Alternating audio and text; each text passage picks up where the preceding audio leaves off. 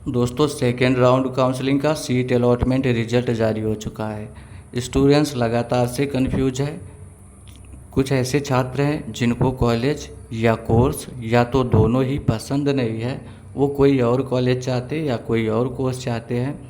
जो भी है, सबके लिए इसी में बता रहा हूँ, बिल्कुल बारीकी से देख लीजिएगा, इसके बाद में कन्फ्यूजन नहीं होगा। सबसे पहली चीज़ तो मैंने बोला था, जिस कॉलेज के बारे में नहीं जानते, जिस कोर्स के बारे में नहीं जानते, जहाँ पर आपको एडमिशन नहीं लेना, उसको प्रेफरेंस में रखना ही मत। अब उनको अलॉट हो गया। लगातार से मेरे पास में कमेंट आ रहे हैं, सर मैं कैसे चेंज करूँ इसको। तो वही चीज़ें बता रहा हूँ, बिल्कुल बारीकी से देख लीजिएगा। एक बार ये वीडियो दे चुका हूँ इसके रिगार्डिंग, फिर भी नहीं समझ आ रहा लोगों को, दोबारा दे रहा हूँ, आप देख लीजिएगा। अगर इसके बाद भी कन्फ्यूजन होता है तो इसी प्रॉस्पेक्टस में फैकल्टी का नंबर मैं आपको दिखा दूंगा, उनसे डायरेक्ट से कंसल्ट करके पूछ लीजिएगा। सबसे पहली चीज़ तो आपके पास दो ऑप्शन होंगे। अगर कॉलेज या कोर्स से आप सेटिस्फाइड नहीं हैं तो पहला होगा कि आप एडमिशन ही मत लो। अगर आप एडमिशन ही नहीं लेते फर्स्ट राउंड काउंसलिंग में, जैसे मैं मान लूँ आपको डायलिसिस टेक्नीशियन मिल गया है किसी कॉलेज से, आप नहीं चाहते ये कोर्स करना तो बिल्कुल मत करिए। लेकिन आपको ध्यान रहे, सेकेंड काउंसलिंग करने जाएंगे आप तो 5,500 रुपये आपके लगने वाले हैं। ये सिक्योरिटी फ़ीस आपकी जब्त कर ली जाएगी जो आपने फर्स्ट काउंसलिंग में दिया हुआ है। 5,000 सिक्योरिटी फ़ीस और 500 रुपये रजिस्ट्रेशन फ़ीस, ये दोनों ही आपको सेकेंड राउंड काउंसलिंग में देना पड़ेगा। दूसरी चीज़, अब आते हैं स्टूडेंट्स अपग्रेड करने वाले। अपग्रेड से क्या मतलब होता है, आपने एडमिशन प्रोसीजर कंप्लीट किया। जैसे कोई एक स्टूडेंट है, उनको मान लिया डायलिसिस टेक्नीशियन ही मिला था, उनकी रैंक थोड़ी सी ज़्यादा है, 10,000 के लगभग है और डायलिसिस टेक्नीशियन मिला है, लेकिन वो सोच रहे मेरा एडमिशन सेकंड में एक्सरे टेक्नीशियन के लिए हो सकता है। अगर एक्सरे ना मिले तो कम से कम मुझे डायलिसिस तो मिला रहे।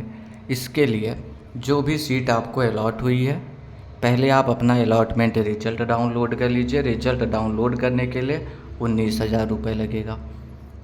फिर आप कॉलेज में जाएंगे सभी डॉक्यूमेंट्स लेकर के, जो डॉक्यूमेंट्स लगेगा टेलीग्राम पे बता दिया हूँ, तो सभी डॉक्यूमेंट्स लेकर के जाओ और 19,000 वाला ये अलॉटमेंट रिजल्ट डाउनलोड करने के बाद इसको लेकर के जाओ। साथ में 19,000 रुपये और लेकर के जाएंगे, क्योंकि सभी कोर्सेज के लिए फ़ीस 43,000 रुपये है पर ईयर। अब कुछ कॉलेज है जो 24,000 लेते हैं, वो बाद में आपका कभी बुक का कभी ये दुनिया भर का फ़ीस लगेगा, टोटल तो 43 ही जाना है। तो आप जाएंगे डॉक्यूमेंट वेरिफिकेशन कराने, जो 11 से 18 की डेट दे रखी है, उसमें रिपोर्टिंग कराना होगा कॉलेज में। सीधा सीधा वहाँ एडमिशन प्रोसीजर कंप्लीट कर लेना है, करना कुछ नहीं है। फिर वहाँ से वापस चले आना है और वापस आप आएंगे, फिर स्टार्ट होगा सेकेंड राउंड काउंसलिंग। वहाँ पर आपको अपग्रेड के लिए काउंसलिंग करना होगा। जैसे अब पहले में डायलिसिस मिला था तो दूसरे के लिए x ray technician, MRI, CT scan, जिसमें चाहिए होगा उसको आप सेलेक्ट करेंगे, उस कॉलेज को, उस कोर्स को।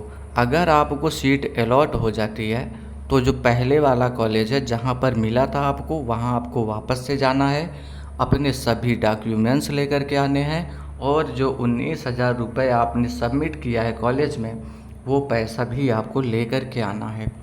ठीक है। अब जब दूसरी बार सीट अलॉट होगा आपको, दूसरा कॉलेज कोई मिल जाएगा, तो अलॉटमेंट उसका डाउनलोड करने के लिए 19,000 रुपये अलग से नहीं लगेगा आपका। मैं समझ रहा हूँ आप कंफ्यूज हो रहे होंगे मैं क्या बोल रहा हूँ, लेकिन वीडियो को एक बार दो बार देखिए, समझ जाएंगे मेरी बातों को। ठीक है। तो 19,000, सॉरी, तो अलॉटमेंट रिजल्ट का पैसा नहीं लगेगा और आप जो पहले कॉलेज से डॉक्यूमेंट्स लेके आओगे और पैसा लेकर के आओगे, वो दूसरे वाले कॉलेज में सबमिट कर देना है, आपका एडमिशन प्रोसीजर कंप्लीट हो जाएगा। लेकिन अगर सेकंड काउंसलिंग में आपको सीट ही नहीं मिला तो अपग्रेड की कंडीशन में जब सीट नहीं मिलती है तो जो पहले वाली सीट है जहाँ पर आपको मिला था, वो सीट अभी भी आपकी सेफ़ रहेगी, आपका एडमिशन वहीं पर रहेगा। बात समझ में आ गई आपको? तो इस तरीके होता है। और आपको सिर्फ़ और सिर्फ तब रजिस्ट्रेशन फ़ीस देना होता है सेकेंड राउंड काउंसलिंग के लिए, वो भी 500 रुपये। सिक्योरिटी फ़ीस दोबारा नहीं लगेगा अगर अपग्रेड करने के लिए जाओगे आप तो।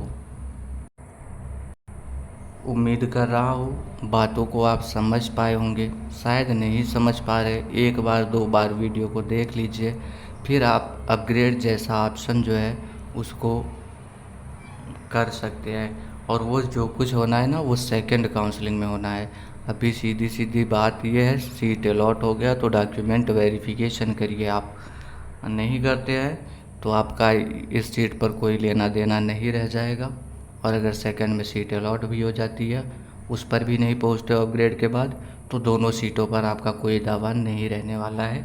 मैं आपसे यही बोलूँगा, अगर मेरी बात नहीं समझ में आ रही तो आप इस PDF को, ये जो है अपग्रेडेशन वाला पॉइंट, इसको ध्यान से पढ़ लेना।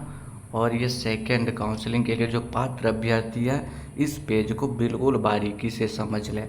ऐसा ना हो कि सेकंड काउंसलिंग के बाद आपको पछताना पड़ जाए, या तो सिक्योरिटी फ़ीस आपकी जब्त कर ली जाए। इसके बारे में बिल्कुल अच्छे से आप पहले ही समझ लें। या तो यहाँ पर प्रोस्पेक्टस में ही इनका नंबर दिया गया है, मैं दिखा देता हूँ आपको। ये है इनका हेल्पलाइन नंबर, इस पर डायरेक्ट से आप कॉल कर सकते हैं, इनसे पूछ सकते हैं आगे का जो भी प्रोसीजर रहने वाला है। बात अगर समझ गए हो तो लाइक कर देना, कोई क्वेश्चन है कमेंट में पूछेगा। Thanks for watching this video.